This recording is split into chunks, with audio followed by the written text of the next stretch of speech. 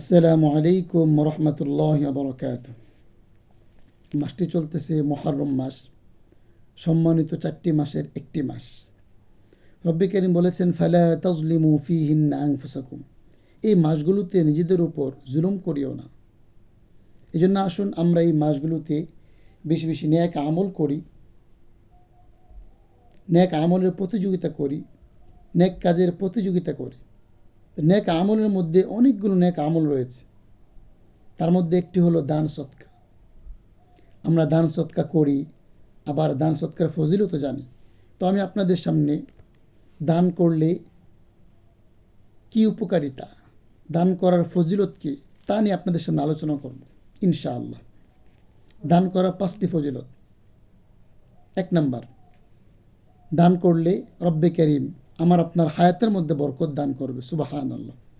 2 number, দান করলে রুজি রোজগারের মধ্যে বরকত দান করবে, সুবহানাল্লাহ।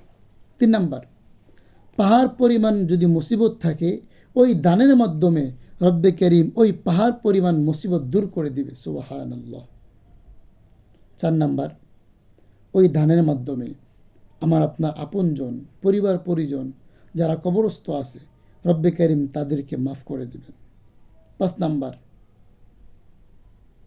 দান করলে আখিরাতে মুক্তি পাওয়া যাবে, সুবহানাল্লাহ। এই জন্য আসুন আমরা দান করি, পাশাপাশি আরও যত নেক আমল আছে আমরা খুঁজে খুঁজে বের করে নেক আমল করব।